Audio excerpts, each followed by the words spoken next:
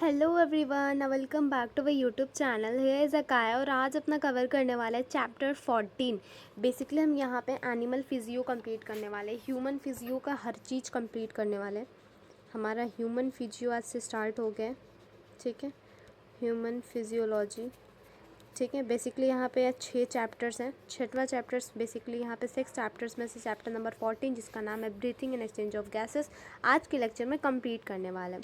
तो आज का जो पोमोडोरो होने वाला है कितने घंटे का लगाऊं, चलो बताओ बताओ बताओ। पोमोडोरो कितने घंटे का लगाऊं?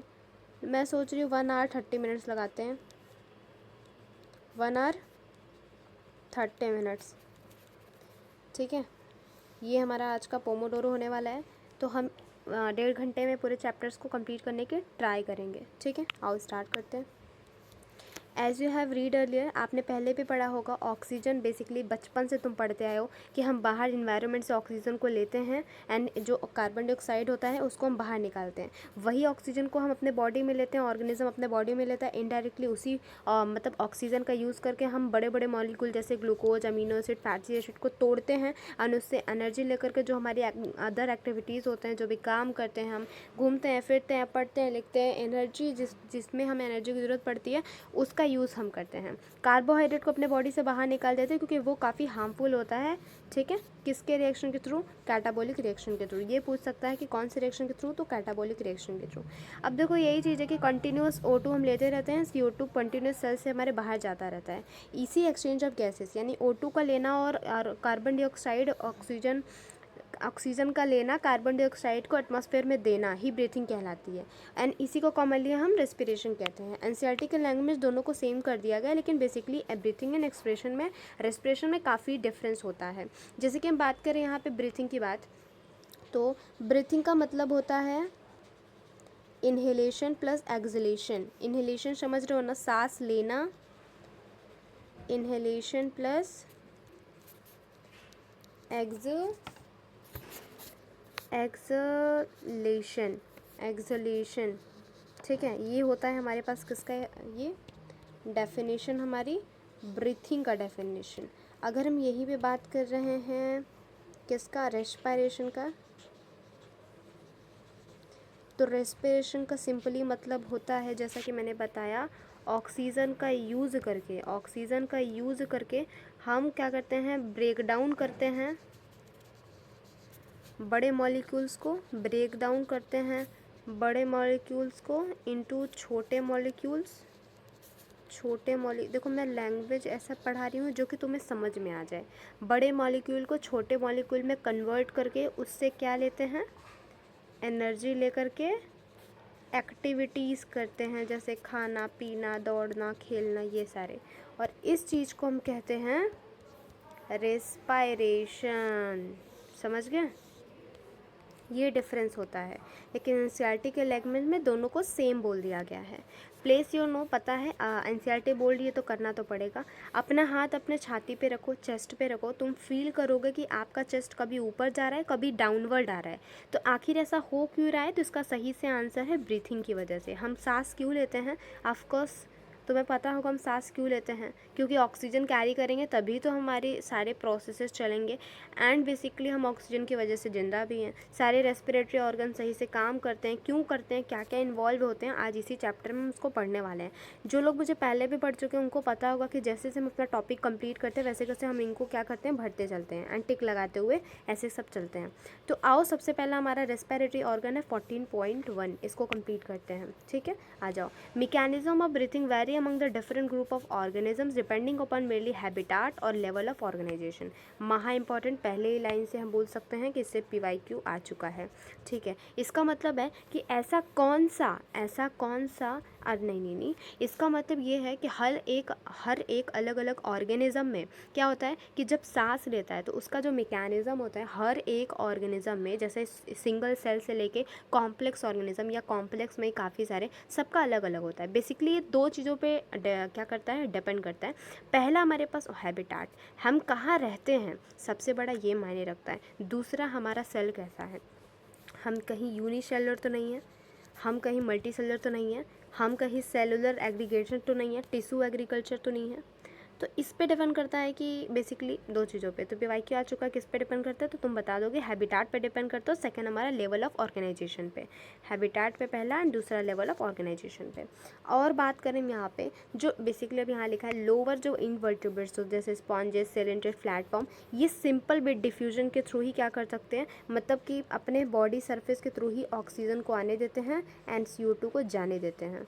ठीक है, तो इस तरीके से क्या करते हैं, अपना सिंपल डिफ्यूजन की मदद से ही क्या कर लेते हैं, रेस्पायरेशन कर लेते हैं। ठीक है, ब्रीथिंग कर लेते हैं, रेस्पायरेशन कर लेते हैं।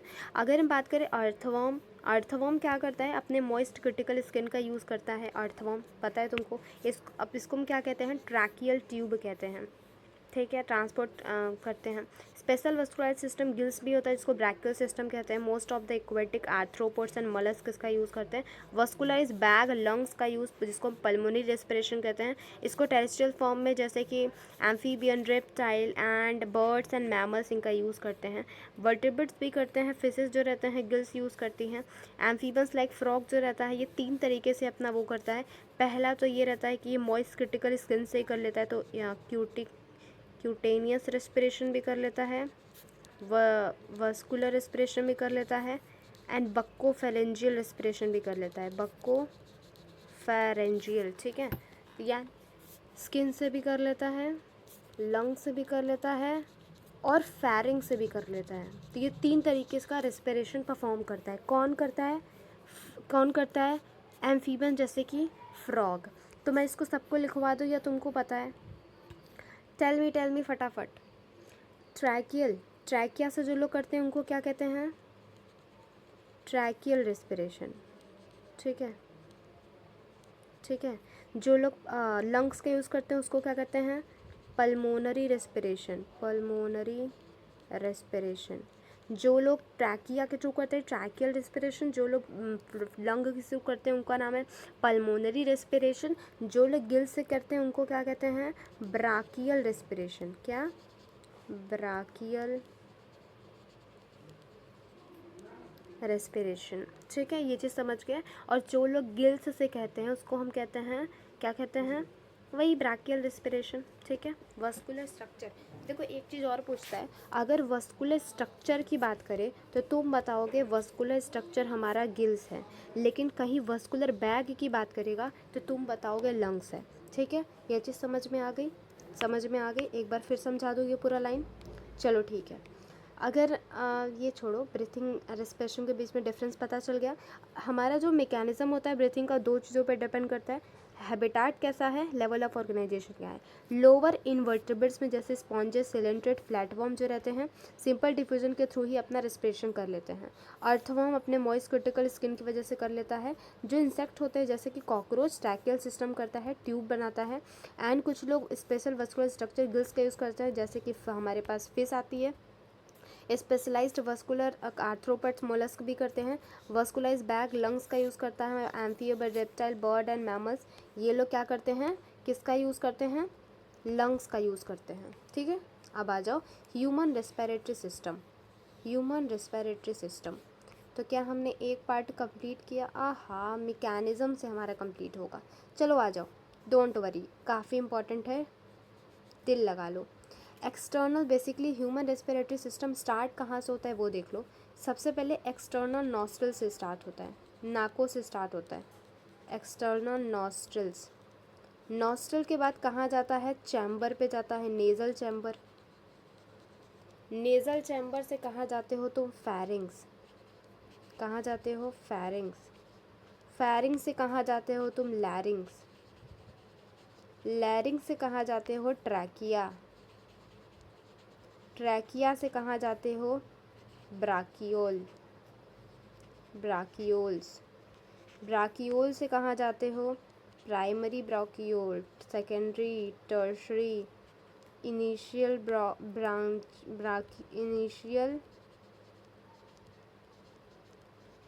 Initial bronchiole and terminal bronchioles. Bronchioles. फिर आता है हमारा हाईली वस्कुलाइज सिस्टम, एल्वोलाई। हर एक में लगभग 300 तक होता है, 300 मिलियन तक ईच लंग्स। तो इस तरीके से क्या होता है, हमारा रेस्पिरेशन होता है। सबसे पहले हवा कहाँ जाती है, एक्सटर्नल नॉस्ट्रल्स में जाती है। एक्सटर्नल नॉस्ट्रल्स कितने होते हैं, ऑफकोर्स 2 नाक के छेद होते हैं, सबको पता है। फिर जाते हैं चैम्बर, नेज़ल चैम्बर, समझ रहे हो, नाक के चैम्बर में। चैम्बर के जाने के बाद फेरिंग्स में आता है। बेसिकली फेरिंग्स हवा को भी जाने देता है एंड खाना को भी जाने देता है। तो ये क्या करता है, हवा को भी जाने देता है एंड खाना को भी जाने देता है। मतलब ये क्या होता है, दोनों के लिए क्या होता है, बिल्कुल फिट है। फिर आते हैं हम लैरिंग्स पास। लैरिंग्स क्या होता है, बेसिकली लैरिंग्स को कहते हैं हम, लैरिंग्स जो रहता है बेसिकली कार्टिलेजिनियस बॉक्स होता है जो साउंड प्रोड्यूस करता है, इसीलिए हम इसको साउंड बॉक्स के नाम से भी जानते हैं, जो को यहाँ लिखा भी हुआ है। ठीक है, अब हम बात करें ट्रैकिया। ट्रैकिया बेसिकली कैसा होता है, हवा जाने का रास्ता होता है, इसीलिए हम इसको विंड पाइप के नाम से जानते हैं, विंड पाइप के नाम से जानते हैं। फिर आता है हमारे पास ब्रोंकियोल्स। फिर ब्रोंकियोल डिवाइड होता है प्राइमरी, सेकेंडरी, टर्शरी। फिर इनिशियल ब्रोंकियोल्स, टर्मिनल ब्रोंकियोल्स, फिर लास्ट में एल्वेलाई आ जाता है, जो लगभग 300 मिलियन हर एक लंग्स में प्रेजेंट होते हैं। आओ सब कुछ पढ़ ही लिया है, एक बार इसको भी रिवाइज कर लेते हैं। पेयर समझ रहे हो, मतलब दो प्रेजेंट होते हैं एक्सटर्नल नॉस्ट्रल्स, पता है तुमको, तुम्हारा लिप्स है, ये हमारे पास लिप्स है, लिप्स के ऊपर नाक बनी होती है, सबको पता है। अपर होते हैं, नेज़ल चैम्बर में खुलते हैं नेज़ल पैसेज के थ्रू, पता ही है, बीच में तो नेज़ल पैसेज ही रहेगा, तभी तो नेज़ल चैम्बर में खुलेगा। अब नेज़ल चैम्बर खुलता है सीधे फेरिंग्स में। फेरिंग्स एक ऐसा पोर्शन होता है जो कॉमन होता है फूड एंड एयर दोनों के जाने के लिए। फेरिंग्स ओपन होता है किसमें, लैरिंग्स में। लैरिंग्स जो रहता है ओपन होता है ट्रैकिया में। लैरिंग्स की बात करें तो लैरिंग्स जो रहता है कार्टिलेजिनियस बॉक्स होता है जो साउंड प्रोडक्शन में हेल्प करता है, इसलिए हम इसको साउंड बॉक्स के नाम से जानते हैं। जब देखो ग्लॉटिस फूल जाता है तो thin elastic cartilaginous flap epiglottis present होता है ग्लॉटिस के ऊपर, जो प्रिवेंट करता है कि फूड लैरिंग्स में ना घुस जाए। अब ट्रैकिया की बात करें तो ट्रैकिया एक स्ट्रेट ट्यूब होता है जो मिड थोरैक्सिक कैविटी से निकलता है। ये क्वेश्चन पूछा जा सकता है, कहाँ से निकलता है, तो मिड थोरैक्सिक कैविटी से निकलता है। और बेसिकली फिफ्थ कहाँ से डिवाइड होता है, ये महा इंपॉर्टेंट क्वेश्चन है कि which divide at the fifth thoracic vertebra, जिसमें कि राइट एंड लेफ्ट ब्रोकाई में डिवाइड हो जाता है। ठीक है, ये महा इंपॉर्टेंट क्वेश्चन है, प्लीज़ इसको याद रखना। ठीक है, फिफ्थ थोरैक्सिक वर्टिब्रा में डिवाइड होता है। हर एक ब्रोकाई जो रहती है अंडर को रिपीट डिवीजन, जिसमें सेकेंडरी आती है, फिर टर्शरी आती है, फिर ब्रोंकियोल्स बनते हैं जो टर्मिनल ब्रोंकियोल्स में जाके एंड हो जाता है। अब tertiary primary secondary tertiary trachea primary secondary tertiary bronchioles initial bronchioles are supported by, याद रखना कहाँ से कहाँ तक ये क्वेश्चन पूछ रहा है। तो ट्रैकिया से हमारा कहाँ तक, ब्राकियोल्स तक। ठीक है, तो ट्रैकियल से लेकर के इनिशियल ब्रोंकियोल्स तक कार्टिलेजिनियस रिंग से सराउंड होता है। ये क्वेश्चन पूछता है कहाँ से कहाँ तक, तो हम बोलेंगे ट्रैकिया से ले करके कहाँ तक, ट्रैकिया से ले करके इनिशियल ब्रोंकियोल्स तक क्या होता है, हमारा सराउंड होता है किससे, इनकम्प्लीट कार्टिलेजिनियस रिंग से। इनकम्प्लीट का मतलब होता है ऐसा शेप होता है, मान लो ये है तो ये कुछ इस तरीके से कवर करेगा बेसिकली कि ऐसा रहेगा, ये पूरा ढक नहीं जाएगा। ये हमारा पाइप शेप है लेकिन ये पूरा ढकता नहीं है, तो आधा ही रहता है। ताकि क्यों आधा रहता है ये क्वेश्चन पूछ सकता है, तो तुम बताओगे इसीलिए ताकि जब ट्रैकिया कभी सूजे या कुछ हो तो बर्स्ट ना कर जाए। ठीक है, एक सपोर्ट के लिए। हर एक टर्मिनल ब्रोंकियोल्स जो रहता है number of very thin irregular, ये पूछता है। काफ़ी पतले इरेगुलर वॉल वस्कुलराइज बैग जो रहता है एल्वियोलाई में जाके खुलता है। अब जो ब्रांचिंग रहती है नेटवर्क ब्रोकाई ब्रोंकियोल्स एल्वियोलर जो सब मिलाकर के लंग्स बनता है। हमारे पास 2 लंग्स होते हैं, सबको पता है, वो कवर होती है डबल लेयर प्लूरल मेम्ब्रेन से। बाहर वाली जो रहती है उसको प्लूरल आउटर प्लूरल विश्रा कहते हैं, अंदर वाली को प्लूरल क्या कहते हैं। देखो बाहर वाली जो बेसिकली रहती है विशरल रहती है और अंदर वाली जो रहती है ना वो प्लूरल रहती है बेसिकली। ठीक है, बाहर वाली विश्रा रहती है, अंदर वाली जो रहती है, ठीक है, पेराइटल होती है। ठीक है, आ जाओ, ये अंदर वाली जो लंग्स की लेयर है, अंदर वाली लंग्स की लेयर है उसको हम कहते हैं पेराइटल, विशरल एंड बाहर वाली जो लंग्स की लेयर है उसको हम कहते हैं पेराइटल।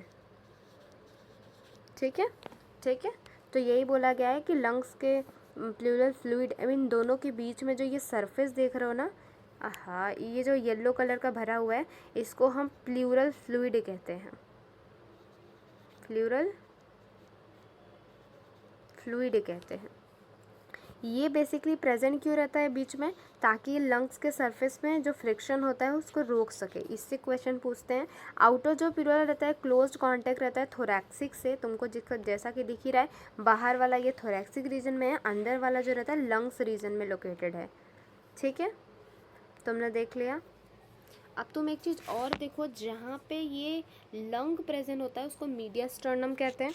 ठीक है, अब क्या बोल रहा है, इनर वाला जो प्लूरल मेम्ब्रेन रहता है लंग सरफेस के कांटेक्ट में होता है। ठीक है, जो अब ये इंपॉर्टेंट लाइन है, एक्सटर्नल नॉस्ट्रल से लेकर के टर्मिनल ब्रोंक्यूल्स तक कंडक्टिंग पार्ट होता है, और एल्वोलाई से जहाँ स्टार्ट होता है वो रेस्पिरेटरी एक्सचेंज पार्ट होता है रेस्पिरेटरी सिस्टम का।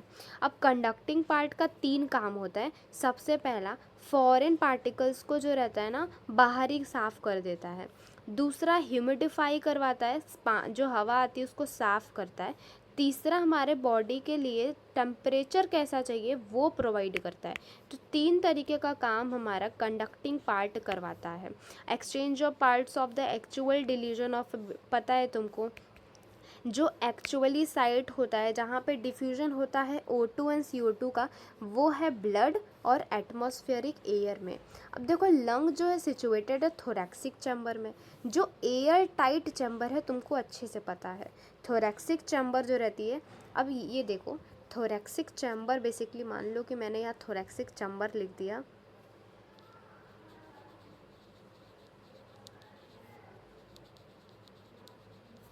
या तुम डायरेक्ट लंग्स लिखो ना, लंग्स लिखा। ठीक है, लंग्स का जो डोर्सल पार्ट है वो कवर होता है वर्टेब्रल कॉलम से। जो लैटरल पार्ट है किनारे वाला वो रहता है कवर रिब्स से। जो आगे वाला पार्ट है वेंट्रल पार्ट वो रहता है हमारा स्टर्नम से।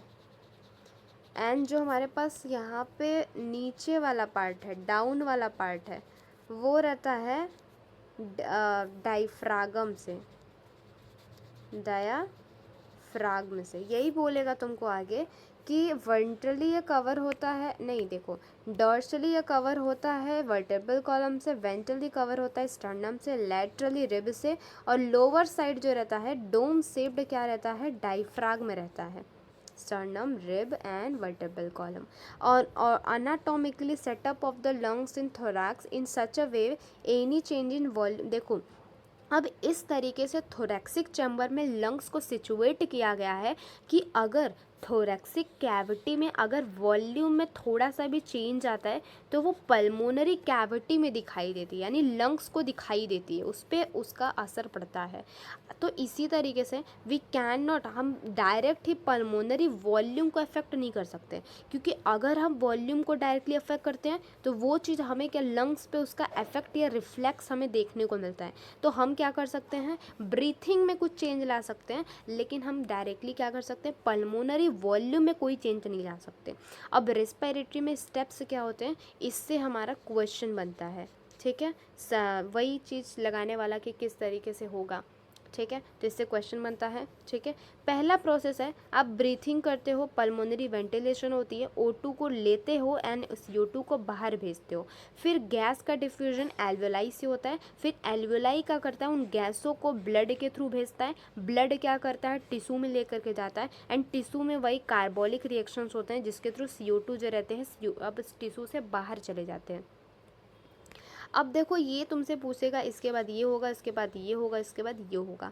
तो 5 स्टेप्स हैं, ब्रीथिंग होगा या पल्मोनरी वेंटिलेशन होगा, जिसमें एटमॉस्फेरिक एयर को लिया जाता है, CO2 रिच एल्वियोलर एयर को बाहर भेजा जाता है। अब गैस का डिफ्यूजन होगा, तुमको पता है एल्वियोलर मेम्ब्रेन से, क्योंकि एल्वियोलाई के पास जाएगा।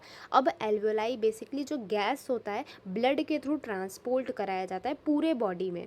उसके बाद क्या होता है, पूरे बॉडी में बेसिकली ब्लड है। अब ब्लड बेसिक बेसिकली टिश्यू के पास भी भेजेगा। तो ब्लड एंड टिश्यू के बीच में ऑक्सीजन एंड कार्बन डाइऑक्साइड का डिफ्यूज़न होता है। उसके बाद क्या होता है, उस O2 का यूज़ किया जाता है with the help of catabolic reaction, जिसमें कि हम उससे एनर्जी लेते हैं एंड बचा हुआ जो माल मसाला होता है कार्बन डाइऑक्साइड, उसको हम बाहर भेज देते हैं सेलुलर रेस्पिरेशन के थ्रू। अब बात करते हैं मैकेनिज्म ऑफ ब्रीथिंग। तो हमने यहाँ पे पहला टारगेट तो अपना कंप्लीट कर दिया हमारा, हम यहाँ पे रेस्पिरेटरी ऑर्गन कंप्लीट कर चुके हैं। अब देखते हैं आखिर ब्रीथिंग हम कैसे करते हैं। मैकेनिज्म चल रहे हैं ब्रीथिंग का देखने। ब्रीथिंग में बेसिकली 2 स्टेप्स होते हैं, सबको पता है। पहला इंस्पायरेशन, जिसमें कि हम हवा को, एटमॉस्फेरिक एयर को ड्रॉन यानी लेते हैं, ऑक्सीजन को कैरी करते हैं। एक्सपायरेशन का मतलब होता है alveolar air, basically carbon dioxide को हम क्या करते हैं, बाहर निकालते हैं। अब इन एंड एयर लंग्स के थ्रू होता है। तो प्रेशर ग्रेडियंट्स के बेसिकली ये जितने भी प्रोसेस होते हैं in and out of the air lungs और carried by creating pressure gradient lungs और एटमॉस्फेयर के बीच में। अब बेसिकली तुमको पता है प्रेशर ग्रेडियंट का मतलब क्या होता है। प्रेशर ग्रेडियंट का बेसिकली मतलब पीजी मतलब प्रेशर ग्रेडियंट का बेसिकली मतलब सिर्फ इतना होता है कि हम कोई काम को करते हैं तो हायर कंसंट्रेशन से लोअर कंसंट्रेशन की तरफ मूव कराते हैं। अगर इस प्रोसेस के थ्रू ऐसा कोई काम चल रहा है जिसमें higher concentration to lower concentration की तरफ कोई मॉलिक्यूल्स को मूव करा रहे हैं, जो भी कर रहे हैं उसको ही हम कह सकते हैं कि हम प्रेशर ग्रेडियंट के तरफ तरीके से काम कर रहे हैं। ठीक है।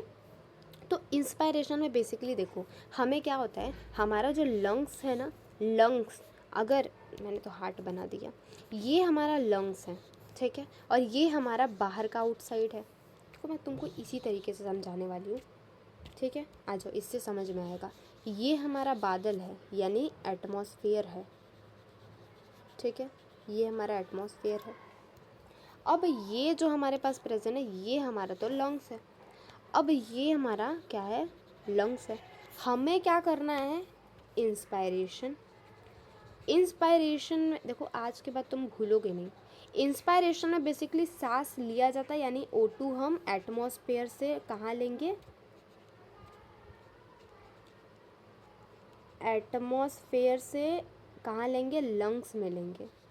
मतलब कि हमें कंसंट्रेशन से, अगर हमें कंसंट्रेशन के साथ काम करना है तो एटमॉस्फेयर से हमें लंग्स में लेना है। तो इसका मतलब है एटमॉस्फेयर का जो कंसंट्रेशन होता है वो हाई होना चाहिए, यानी कि प्रेशर भी ज़्यादा होना चाहिए और लंग्स का प्रेशर कम होना चाहिए। तभी तो हाई कंसंट्रेशन या प्रेशर के थ्रू वर्क कर पाएंगे। और प्रेशर ज़्यादा होगा तो वॉल्यूम कम होगा। पता ही तुमको कि वॉल्यूम एंड प्रेशर के बीच में कितना गंदा कंपटीशन होता है, वो बढ़ता है तो वो घटता ही है। तो हमें देखो, हम वॉल्यूम में कुछ नहीं कर सकते क्योंकि अगर वॉल्यूम में किया तो लंग्स पे उसका असर सबसे पहले दिखेगा। तो हम प्रेशर या कंसंट्रेशन पे कुछ इफेक्ट कर सकते हैं।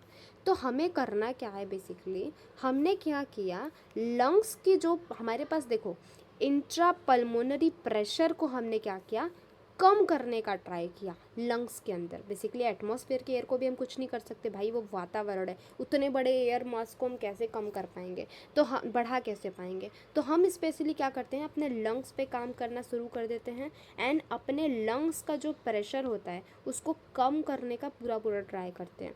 एंड लंग्स को प्रेशर को कम करने के लिए, बेसिकली नेगेटिव प्रेशर करने के लिए with respect to the atmospheric pressure, हम क्या करते हैं, कहाँ वर्क करते हैं, अपने external and internal intercostal muscle जो रिब के बीच में प्रेजेंट होते हैं और डायफ्रागम की हेल्प लेते हैं। ठीक है, मतलब हम करते क्या हैं, हमारे पास नीचे लंग्स के पता है तुम्हें डायफ्रागम प्रेजेंट होता है, इस डायफ्रागम को हम कांटेक्ट कराने का ट्राई करते हैं, जिससे ये जो बाहर थोरैक्सिक में जो हमारे पास क्या प्रेजेंट है, क्या प्रेजेंट है, इसका जो वॉल्यूम है, वॉल्यूम जो रहता है वो बढ़ जाता है।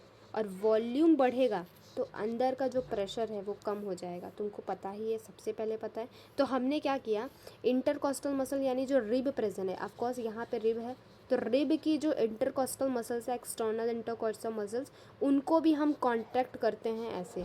जब हम इनको कॉन्ट्रैक्ट, कलर चेंज करूँ, नहीं समझ में आ रहा, हम क्या करते हैं, ये हमारे पास रिब है, रिब को भी हम क्या करते हैं, कॉन्ट्रैक्ट करने का ट्राई करते हैं। और जैसे ही एक्सटर्नल इंटरकोस्टल मसल्स जो रिब के बीच में प्रेजेंट है और साथ ही साथ हमारा जो डायफ्रागम है ये कॉन्ट्रैक्ट होता है, हमारा जो थोरैक्स के बाहर का जो एरिया है, ठीक है, उसका वॉल्यूम जो रहता है वो बढ़ जाता है। एंड जैसे ही वॉल्यूम बढ़ता है वैसे ही जो लंग्स का प्रेशर है वो कम हो जाता है। एंड जैसे ही लंग्स का प्रेशर कम हुआ, एटमॉस्फेरिक प्रेशर जो रहता है बाहर का वो बढ़ा ही है, एंड वहाँ से एयर अंदर की तरफ आ जाता है। इससे हमारा रेस्पिरेशन में पहला प्रोसेस हमारा प्यारा सा इंस्पायरेशन कंप्लीट होता है।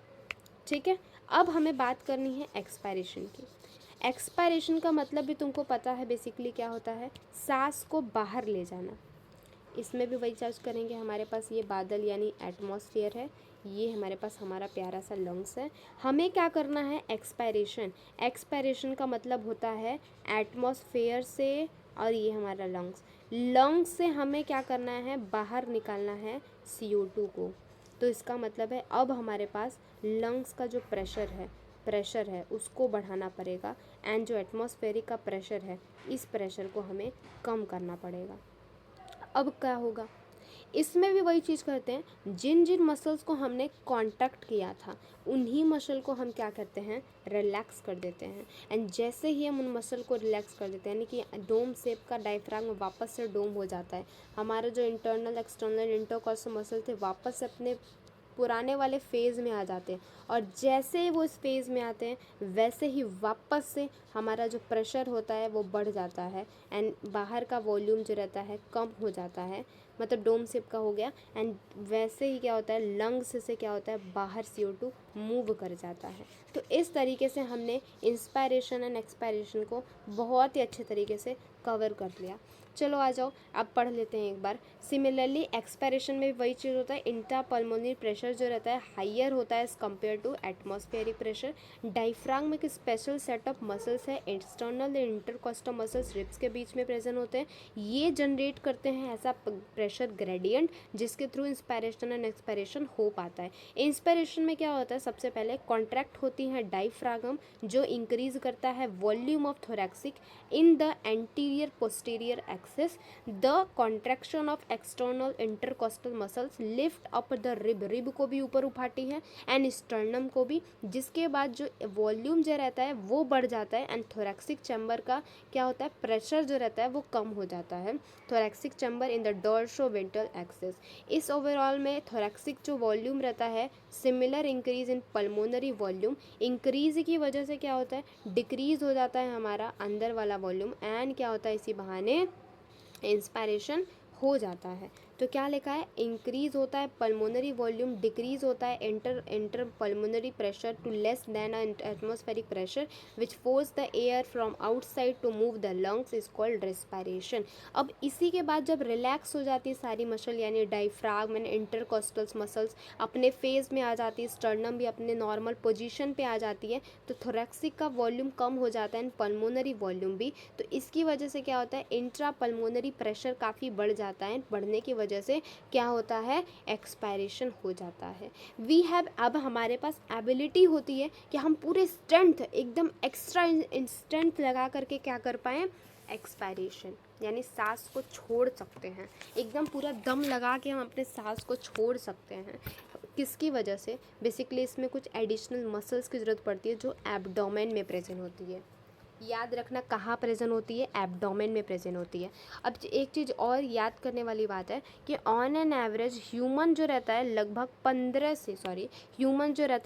12 से 16 टाइम पर मिनट क्या करता है, हवा को अंदर एंड बाहर करता है। मतलब 1 मिनट में ये 12 से 16 बार क्या करता है, सांस लेते हैं हम।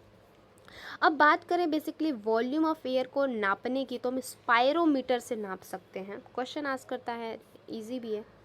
तो आ जाओ, हमारा दूसरा जो मुकाम है हमने वो भी हासिल कर लिया है, एंड मैकेनिज़्म को हमने काफ़ी अच्छे से समझ लिया है। अब हमें समझना है एक्सचेंज ऑफ गैसेस। उससे पहले हम कुछ क्या करेंगे, रेस्पिरेटरी वॉल्यूम्स के बारे में स्टडी करेंगे, जिसमें पहला है हमारे पास टाइडल वॉल्यूम। जो टाइडल वॉल्यूम है काफ़ी इजी वॉल्यूम है। इसमें होता क्या है, बेसिकली जितना भी एयर हम एक्सपायर्ड करते हैं, सांस लेते हैं, सांस छोड़ते हैं, उसी को हम टाइडल वॉल्यूम कहते हैं। ये अप्रॉक्स 500 ml तक का होता है, लेकिन एक हेल्दी मैन में ये अप्रॉक्स 6000 से 8000 ml एयर पर मिनट आ जाता है।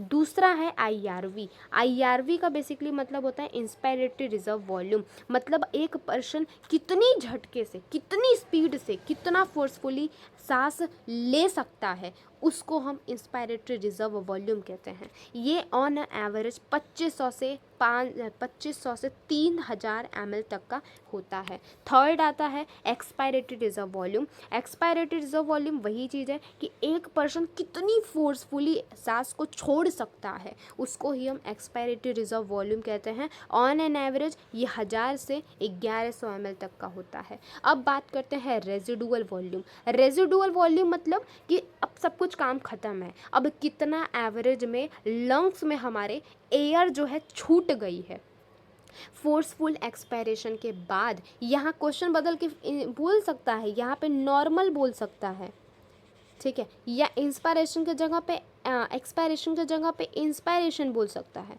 तो तुमको ये समझना पड़ेगा, ऐसे क्वेश्चन AR यानी असर्शन रीजन में देखने को मिलते हैं, ठीक है। तो ऐसे तुम्हें समझना पड़ेगा, ठीक है। तो ये चीज़ तुम समझ गए। रेजिडुअल वॉल्यूम तुमको पता ही चल गया होगा, मतलब लंग्स में कितना एयर हम क्या करते हैं, रिमेनिंग छोड़ देते हैं आफ्टर अ फोर्सफुल एक्सपायरेशन, उसको रेजिडुअल वॉल्यूम कहते हैं। ऑन एन एवरेज 1100 से 1200 ml तक का होता है। अब हम क्या करते हैं, इन्हीं रेस्पिरेटरी वॉल्यूम्स में कुछ चीज़ें हम ऐड कर देते हैं। बेसिकली 2-4 कैपेसिटीज़ होती हैं, जैसे कि हमने IRV TV को ऐड कर लिया तो हमारे पास इंस्पायरेटरी कैपेसिटी बन गया। हमने ERV और TV को ऐड कर लिया तो IRV या EC बन गया, यानी इंस्पायरेटरी कैपेसिटी बन गया। अब देखो ये क्या है, इंस्पायरेटरी कैपेसिटी मतलब टोटल वॉल्यूम ऑफ एयर कितना एक person total volume of air a person can inspire after a normal expiration. मतलब एक नॉर्मल सांस छोड़ने के बाद एक पर्सन कितना ज़्यादा सांस ले सकता है। नॉर्मली अगर हम सांस छोड़ दिए उसके बाद कितना सांस को हम ले सकते हैं, उसको ही हम IC कहते हैं। ये नॉर्मली TV एंड IRV को जोड़ने से आता है।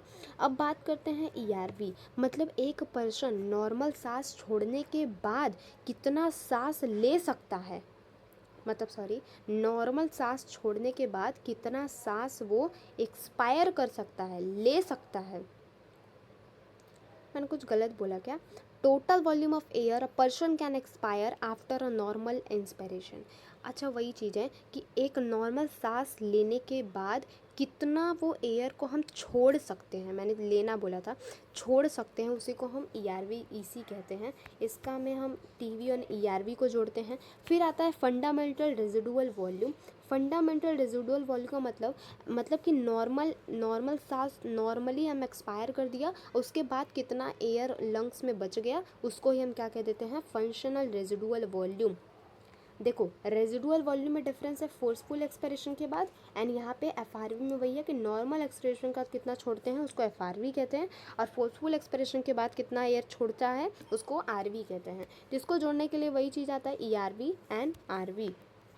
विटाल कैपेसिटी, वाइटल कैपेसिटी का मतलब होता है maximum volume of air a person can breathe after a forceful expiration.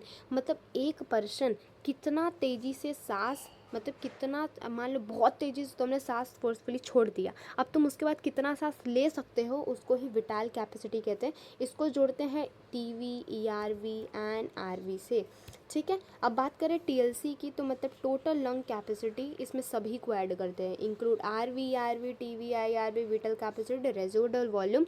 मतलब वही चीज़, total lungs volume of air accommodate in lungs at the end of forceful inspiration. सांस लेने के बाद, तगड़ा सांस लेने के बाद कितना लंग्स में लंग्स बच जाता है पहले, उसको हम क्या देते हैं एयर, उसको हम क्या देते हैं TLC। अब एक मैं कुछ बनाने वाली हूँ, बेसिकली तुमको याद करना है इन्हीं सब के बारे में, तो ये चीज़ तुम पहले देख लो, ठीक है। TV की बात करें तो TV हुआ है गाइस, मुझे क्या करूँ, 500 ml तक होता है, नॉर्मली बात कर रही हूँ। उसके बाद आता है मेरे पास IRV, फिर आता है मेरे पास ERV, फिर आता है RV। ये 500 ml है, ये 1000 ml नहीं 2500 सॉरी 2500 से 3000 ml तक का है। ये 1000 से 1100 ml तक का है।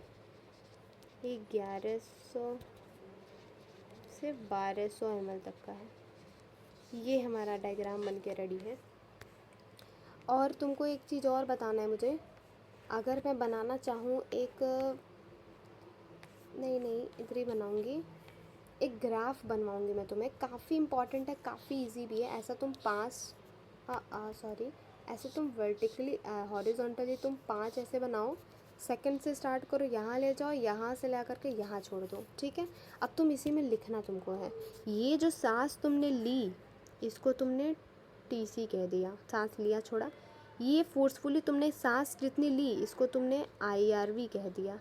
सांस छोड़ा तुमने, इसको तुमने सांस लास्ट तक छोड़ा तुमने नॉर्मल के बाद, तो इसको तुमने ERV कह दिया। इसको तुमने बेसिकली यहाँ जो बचा एयर उसको तुमने RV कह दिया। अब कितना एयर फोर्सफुल एक्सपिरेशन के बाद बचा लंग्स में उसको तुमने FRV कह दिया। नॉर्मली कितना बचता है फोर्सफुल एक्सपिरेशन के बाद, तुमने उसको क्या कह दिया, नॉर्मल एक्सपिरेशन के बाद जितना बचता है उसको तुम कहते हो क्या, VC यानी वाइटल कैपेसिटी कहते हो, ठीक है। अब जो फोर्सफुल एक्सपिरेशन के बाद बचता है तुम उसको EC कहते हो, एक्सपायरेटरी। उसके बाद टोटल मिला करके तुम्हारा क्या बनता है, टोटल लंग कैपेसिटी। ये हमारा बन के रेडी हो जाता है ग्राफ। कहीं पे भी बनाओ, सबको जोड़ करके लिख दो, महा इम्पॉर्टेंट ग्राफ है। अब हम आ जाते हैं अपने एक्सचेंज ऑफ गैसेस में। एक्सचेंज ऑफ गैसेस का मतलब वही होता है, सबसे पहले हमने बताया था एयर एंड लंग्स के बीच में होता है, तो हमने वो तो देख लिया कैसे होता है। अब लंग्स के थ्रू कहाँ जाता है ब्लड, ब्लड के थ्रू कहाँ जाता है टिश्यू, एंड टिश्यू के थ्रू कहाँ कार्बन डाइऑक्साइड वापस से एटमॉस्फेयर में ही चला आता है।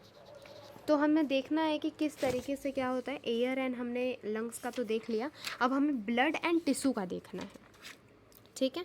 किसका देखना है हमें, ब्लड एंड टिश्यू का देखना है।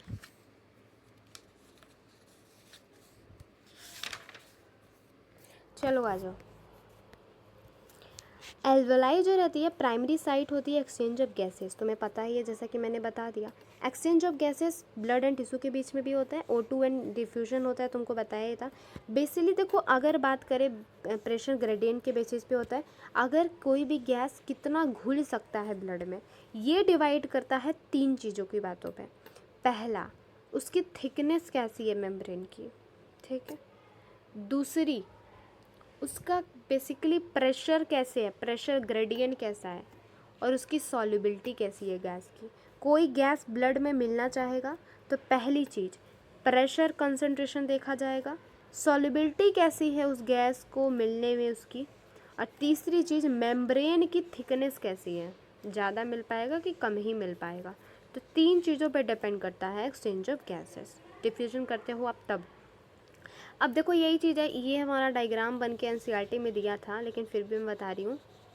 ये एल्वेलाई थी, एल्वेलाई की वॉल, ये हमारे पास प्रेजेंट था, हाँ हमारे पास एपिथेलियम, ठीक है। बीच में पास बेसमेंट मेम्ब्रेन प्रेजेंट था। तो इससे तुम कह सकते हो 3 चीज़ों पर डिपेंड करता है। पहले एपिथेलियम थिकनेस की बात करें तो एपिथेलियम होती है, फिर बेसमेंट मेम्ब्रेन होती है, फिर यहाँ पे एंडोथेलियम होती है, ठीक है। तो ये 3 चीज़ों पे तुम्हारी थिकनेस भी डिपेंड करती है। प्रेशर बात करें तो अगर आप ऑक्सीजन के प्रेशर की बात करते हो तो PO2 से डिनोट करते हो, अगर कार्बन डाइऑक्साइड के प्रेशर की बात करते हो तो PCO2 से डिनोट करते हो। ये काफ़ी इंपॉर्टेंट चीज़ है। रेस्पिरेटरी गैस O2 में जितना रहता है 159, CO2 में कितना होता है 0.3, एल्वोलाई में कितना है 104, एंड हमारे पास basically carbon dioxide 40। Blood deoxygenated बोल रहा है तो कम होगा तो 40, एंड यहाँ पे CO2 है तो 45। ऑक्सीनेटेड में ये 95 होगा एंड ये 40 होगा, टिश्यू में ये 40 होगा एंड यहाँ पे 45 होगा। तो महा इम्पॉर्टेंट है, याद तो करना ही है भाई, क्योंकि इम्पॉर्टेंट है तो इम्पॉर्टेंट है, इसके लिए कुछ कर नहीं सकते गाइस, इम्पॉर्टेंट है तो इम्पॉर्टेंट है, और क्या।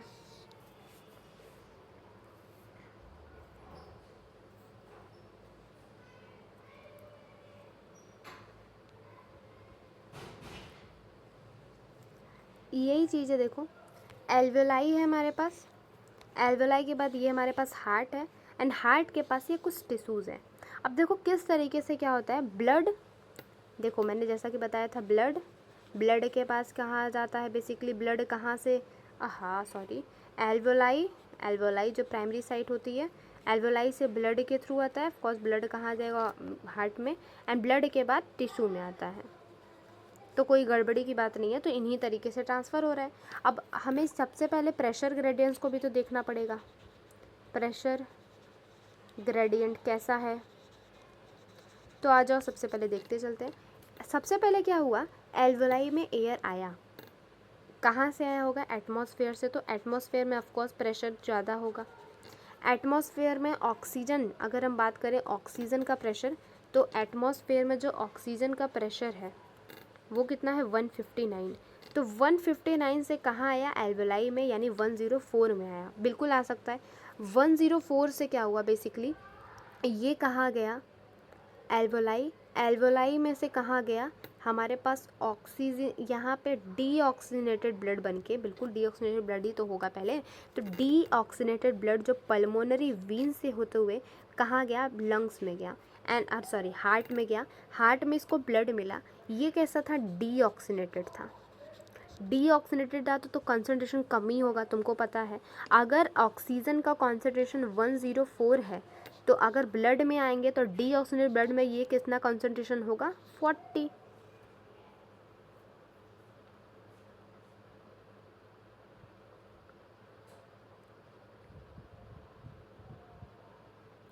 ऑक्सीजनेटेड ब्लड है, तो यहाँ पे बेसिकली अगर एल्वोलाई से बात करें, तो एल्वोलाई के बाद क्या हुआ है, सॉरी ऑक्सीजनेटेड ब्लड आया, 104 एल्वोलाई से आया, एल्वोलाई के MMHg से ऑक्सीजनेटेड ब्लड है, तो ऑक्सीजनेटेड ब्लड कितना था, 95 था। तो अब ये बिल्कुल आ सकता है ना, हायर कंसनट्रेशन से लोअर, तो ये ब्लड में आया, किसके थ्रू आया, हमारे पास पल्मोनरी वेन के थ्रू आया, सेकेंड वाले आर्टरी में, एंड वहाँ से वीन से होते हुए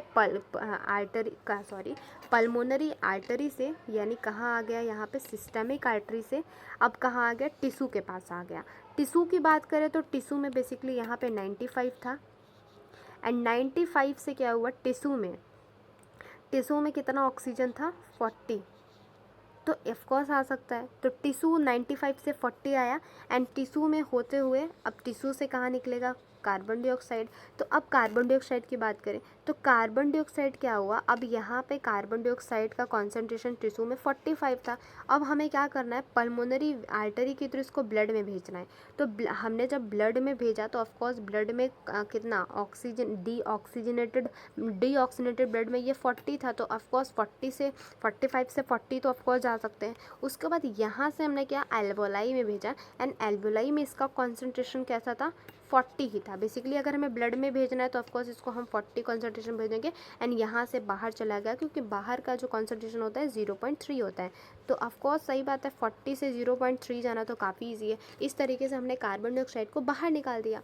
तो ये मूवमेंट कुछ इस तरीके से होता है, ठीक है। वही बोला गया है, प्रेशर जो रहता है CO2 अपोजिट डायरेक्शन में मूव करता है, मतलब टिश्यू से जाता है ब्लड, ब्लड से फिर एल्वेलाई, जैसा कि मैंने तुमको बता दिया। सॉल्युबिलिटी याद कर लेना, जो कार्बन डाइऑक्साइड की सॉल्युबिलिटी होती है 20 से 25% ज़्यादा होती है एज़ कम्पेयर टू ऑक्सीजन। इसी अमाउंट ऑफ ऑक्सीजन जो रहता है डिफ्यूज़ हो जाता है डिफ्यूजन मेम्ब्रेन के थ्रू। लेकिन बेसिकली 3 चीज़ों पर डिपेंड करता है। डिफ्यूजन जो मेम्ब्रेन होती है 3 तरह की लेयर्स बनाती है। पहला थिन इक्विमस जो कि एल्वेलाई की होती है, फिर एंडोथेलियम जो कि एल्यूलर कैपिलरीज होती हैं, बीच में आता है बेसमेंट मेम्ब्रेन, ठीक है, जो बीच में इन दोनों के प्रेजेंट होता है। बेसमेंट मेम्ब्रेन सिंगल लेयर, ठीक है। हाउएवर जो थिकनेस पे डिपेंड करती है, लेकिन याद रखना कि जो इसकी थिकनेस होती है ना एल्वेलाई की, वो काफ़ी माइन्यूट होती है, काफ़ी पतली होती है, लेस मिलीमीटर से भी कम होती है, ताकि जितने भी फैक्टर्स होते हैं हमारे ब्लड में favourable of the diffusion O2 and alveoli and CO2 से एल्वेलाई, डिफ्यूजन अच्छे से हो जाए। और क्या, अब हम कर रहे हैं ट्रांसपोर्ट ऑफ गैसेस। बेसिकली किस किस तरीके से ट्रांसपोर्ट होता है गैसेस का। O2 की बात करें तो O2 दो चीज़ों से ट्रांसफ़र करता है, सबसे पहला ब्लड, एक सेकेंड, एंड दूसरी चीज़ प्लाज्मा, ठीक है। अगर ब्लड की बात करें तो ब्लड में जाता है पूरा 97% एंड बचा हुआ 3% जो रहता है प्लाज्मा के थ्रू चला जाता है। अब यहीं पे अगर हम O2 CO2 की बात करें तो CO2 3 तरीके से जाता है। पहला तो ब्लड के थ्रू भी जाता है, फिर जाता है प्लाज्मा के थ्रू, फिर जाता है बाइकार्बोनेट के फॉर्म में। 7% जो रहता है, 70% बाइकार्बोनेट के फॉर्म में चला जाता है। 7% जो रहता है बेसिकली यहाँ पे ब्लड के फॉर्म में जाता है, सॉरी 7% हमारा प्लाज्मा के फॉर्म में जाता है, एंड लगभग 3% जो बात 3% नहीं, इसके बाद कितना बचा बेसिकली RBC में 7% बचा हुआ 15-20%, या फिर बोल सकते हो 20 से 25% जो रहता है बचा हुआ, वही 20-25% जो रहता है ब्लड के फॉर्म में जाता है, ठीक है, ठीक है। तो यही चीज़ लिखी गई है, आप पढ़ लेते हैं। ब्लड इकलौता मीडियम होता है जहाँ पे O2 एंड CO2 का ट्रांसपोर्ट होता है। 97% O2 ट्रांसफ़र होता है by the help of blood. Remaining 3% जो रहता है डिजॉल्व सब्सट्रेट प्लाज्मा के फॉर्म में ट्रांसफ़र होता है। लेकिन नियरली 20 to 25% CO2 जो रहता है RBC के फॉर्म में ट्रांसफ़र होता है। वहीं 70% बाइकार्बोनेट के फॉर्म में होता है, एंड बचा हुआ 7% जो रहता है CO2 वो डिजॉल्व स्टेट प्लाज्मा के नंबर पे बेसिस होता है। तो इससे मैच द फॉलोइंग के क्वेश्चन आ सकते हैं, मैचिंग क्वेश्चन आ सकते हैं, तो प्लीज़ इसको थोड़ा ध्यान देना। अगर हम बात कर रहे हैं ट्रांसपोर्ट ऑफ ऑक्सीजन, किस तरीके से क्या होता है ब्लड में ऑक्सीजन का ट्रांसपोर्ट होता है, क्या क्या चीज़ों से होता है। सबसे पहले वो देख लेते हैं हमने कितना चीज़ कंप्लीट किया। तो हमने एक्सचेंज ऑफ गैसेस कंप्लीट कर लिया। अब अपने अगले पड़ाव पे है ट्रांसपोर्ट ऑफ गैसेस पे। आ जाओ, क्या लिखा है पता है तुमको। हीमोग्लोबिन रेड कलर का होता है, क्यों होता है, क्योंकि इसमें आयरन के पिगमेंट्स होते हैं, पता ही है। क्यों प्रेजेंट होता है, RBC में मूव करता है। RBC में क्या होता है, हीमोग्लोबिन। हीमोग्लोबिन किस कलर का होता है, पता है तुमको, आयरन कलर बोल रही हूँ, रेड कलर का होता है। रेड कलर का क्यों होता है, क्योंकि पास इसको आयरन होते हैं। हीमोग्लोबिन बेसिकली कितने मॉलिक्यूल्स ऑफ O2 को कैरी करता है, तो 4 मॉलिक्यूल ऑफ O2 को कैरी करता है मैक्सिमम, क्योंकि इसके पास 4 ही डब्बे होते हैं, 2 अल्फ़ा होता है, 2 बीटा होता है। तो इस तरीके से क्या करता है, हीमोग्लोबिन कैरी करता है, तो 4 मॉलिक्यूल ऑफ O2 को ही ये कैरी कर पाता है, क्योंकि जितने डब्बे होंगे हीमोग्लोबिन के पास, जितने 4 ही डब्बे हैं, तो 4 ही डब्बे में ये क्या कर पाएगा, ऑक्सीजन को पकड़ के रख सकता है ना भाई, 5वां डब्बा कहाँ से लाएगा, ठीक है। तो यही लिखा हुआ है। हीमोग्लोबिन रिवर्सिबल मैनर में फ़्लो करता है, मतलब कि O2 टूट भी सकता है, O2 बाइंड भी हो सकता है। पिगमेंट इसके पास RBC, O2 bind with haemoglobin in reversible manner. ये देखो एक प्यारा सा क्वेश्चन बन सकता है, ठीक है। मैं MCQ के क्वेश्चन बन सकते हैं इससे, तो इसको भी याद कर लेना, ठीक है। ये क्वेश्चन बन सकता है, ठीक है। अब O2 बाइंड करता है हीमोग्लोबिन से प्राइमरली प्रेशर ग्रेडियंट के बेसिस पे, पार्शियल प्रेशर के बेसिस पे। अगर इस पर 3-4 चीज़ें डिपेंड करती हैं। सबसे पहला पार्शियल प्रेशर, हाइड्रोजन का आयन कॉन्सेंट्रेशन एंड टेम्परेचर, ठीक है। पार्शियल प्रेशर CO2 का डिपेंड करता है। अगर CO2 ज़्यादा होगा तो ऑक्सीजन बाइंड ही नहीं करेगा। अगर किसी को बाइंड करना है तो उसका कॉन्सेंट्रेशन ज़्यादा होना चाहिए। Other factor which interfere with binding, देखो जब अगर हम इसका ग्राफ कर्व बनाते हैं तो सिग्मोइड कर्व बनता है। अगर हम परसेंटेज सेचुरेशन बनाते हैं, हीमोग्लोबिन O2 का प्लॉट करते हैं तो यहाँ पे ये सिग्मोइड कर्व बनता है। तो ये क्वेश्चन पूछ सकता है कि किस टाइप का कर्व बनता है। ये जो कर्व होता है ऑक्सीजन डिसोसिएशन कर्व बनता है।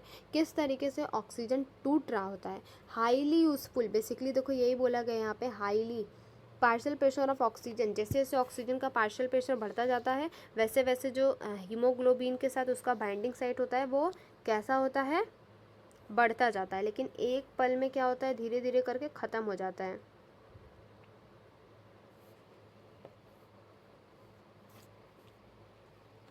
Highly useful in studying effect, सबसे पहला देखो इसी से क्वेश्चन बनता है कि अगर हम एल्वोलाई की बात कर रहे हैं तो एल्वोलाई में क्या होगा, ऑक्सीजन ज़्यादा होगा। ऑक्सीजन ज़्यादा होगा तो ऑक्सीजन हीमोग्लोबिन बनाएगा। क्या बनाएगा, ऑक्सी हीमोग्लोबिन। मैंने एक इम्पॉर्टेंट क्वेश्चन तो आपके सामने छोड़ ही दिया, क्या बनाता है, ऑक्सी हीमोग्लोबिन। तो इससे क्वेश्चन बनता है ऑक्सी हीमोग्लोबिन बनाता है।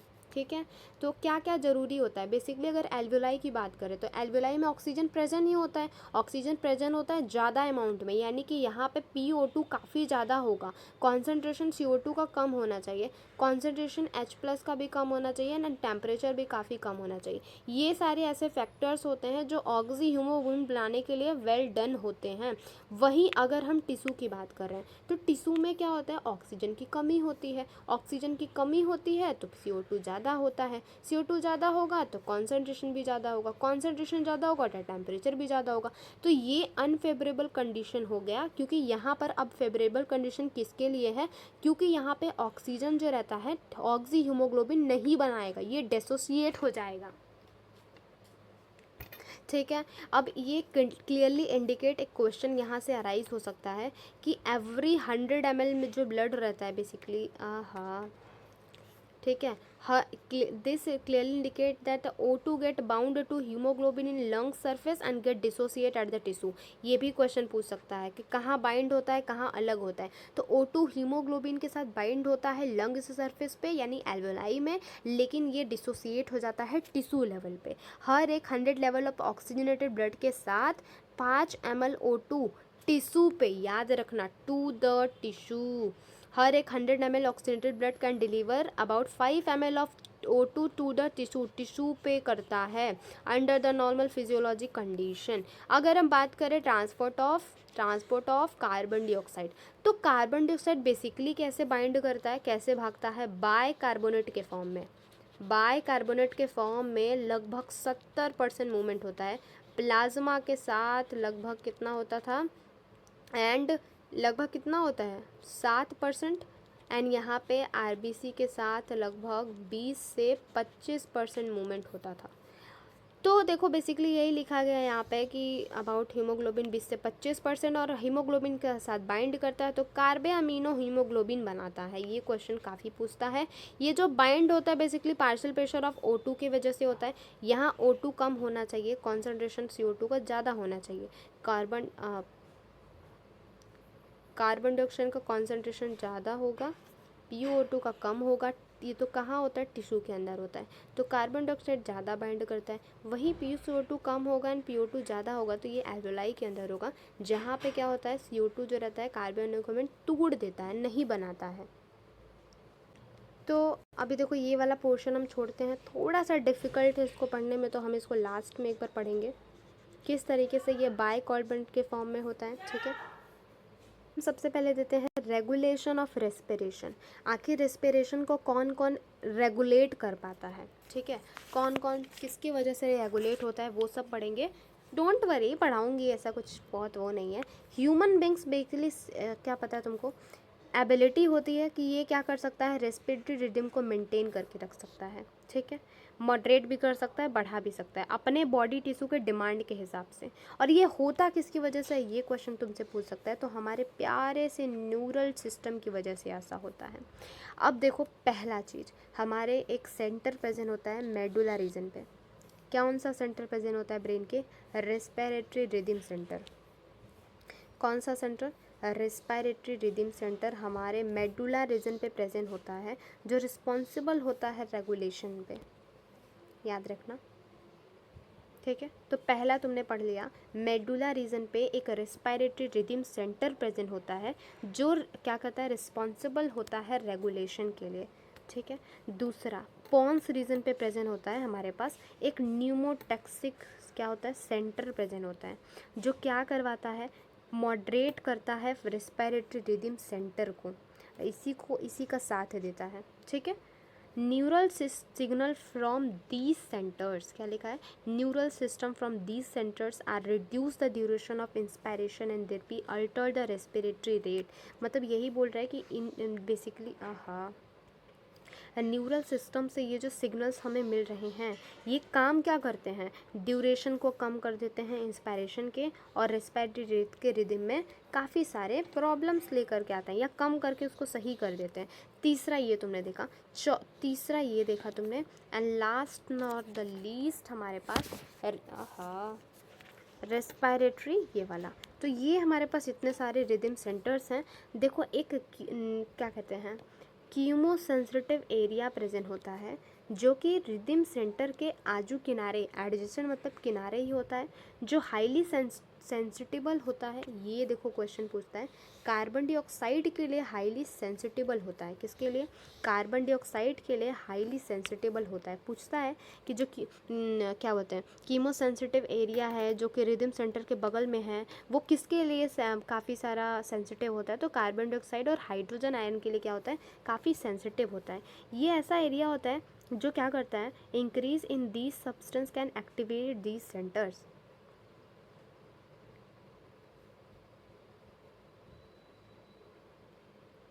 In the respiratory process by which these substance can be eliminated.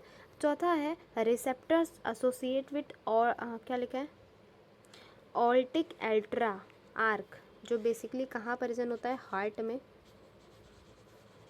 ठीक है, एंड हमारे पास कॉरोटिड आर्टरी जो प्रेजेंट होती है ब्रेन में। ये दोनों मिल करके रिकॉग्नाइज करते हैं कार्बन डाइऑक्साइड और हाइड्रोजन कॉन्सेंट्रेशन को और सेंड करते हैं नेसेसरी सिग्नल रिदम सेंटर पे जो इन चीज़ को सही करती है। फिर चौथा इंपॉर्टेंट है जो ऑक्सीजन का रेगुलेट है, the role of oxygen in the regulation of respiratory rhythm is quite insignificant. ये क्वेश्चन पूछ सकता है, किसका रोल, ऑक्सीजन का। यही पूछता है किसका रोल, तो तुम बताओगे ऑक्सीजन का रोल। और क्या बचा है, चलो ये चीज़ तुमने देख ली। अब देखो डिसऑर्डर्स रेस्पिरेटरी सिस्टम। ठीक है, आस्मा, क्या बोलोगे, आस्मा बेसिकली क्या करता है, वीजिंग कराता है due to information of bronchi और ब्रोंक्यूल्स। यानी जब हमारी ब्रोंकी एंड ब्रोंक्यूल्स होता है उसमें सूजन आ जाती है, तो सूजन के बाद क्या होता है, काफ़ी डिफ़िकल्ट होता है सांस लेने में। एम्फीसेमा बेसिकली एक क्रोनिक डिसऑर्डर है। यही पूछता है कि कौन सा डिसऑर्डर, तुम बताओगे क्रोनिक डिसऑर्डर होता है जो क्या होता है, एल्वियोलर वॉल को डैमेज कर देता है एंड रेस्पिरेटरी सरफेस को काफ़ी कम कर देता है। ये क्वेश्चन पूछता है कि किसको कम करता है, तुम बताओगे रेस्पिरेटरी सरफेस को कम करता है। बेसिकली इसका मेजर टास्क मतलब रीज़न यही होता है कि आप सिगरेट स्मोक ज़्यादा करते हो। ठीक है, थर्ड है ऑक्यूपेशनल रेस्पिरेटरी डिसऑर्डर। ठीक है, काम वाम करने से, आप इंडस्ट्री में जा रहे हो, स्पेशली जहाँ पे स्टोन वगैरह तोड़ा जाता है, ग्राइंडिंग होती है, वहाँ पे काफ़ी धुआं आता है, मिट्टियाँ वगैरह आता है, तो as a defence mechanism body खुद को क्या करती है, उस सिचुएशन में ढल नहीं पाती। तो इसकी वजह से क्या होता है, लॉन्ग एक्सप्लोजर हो जाता है, फाइब्रोसिस काफ़ी इन्फ्लामेट फूल जाती हैं एंड इसकी वजह से लंग्स डैमेज हो सकते हैं। वर्कर्स, इसीलिए वर्कर्स को मास्क पहन के काम करना चाहिए। इसके एक एग्जांपल्स है सिलिका बेसिकली किसकी वजह से, सिलिकॉसिस, ये क्वेश्चन आता है भाई, PYQ आया तब मैं आपको बता रही हूँ। तीसरा है एस्बेटॉस, जो एस्बेटोसिस की वजह से होता है, एस्बेटोसिस। तो ये तुम बताओगे सिलिकॉसिस की वजह से होता है, एस्बेकोसिस की वजह से होता है। तो ये PYQ है गाइस, मजाक में तुम, ये हो गया। अभी हमारे पास बेसिकली 4 से 5 मिनट बाकी हैं, तो हम फटाक से उसको कंप्लीट कर लेंगे, डोंट वरी।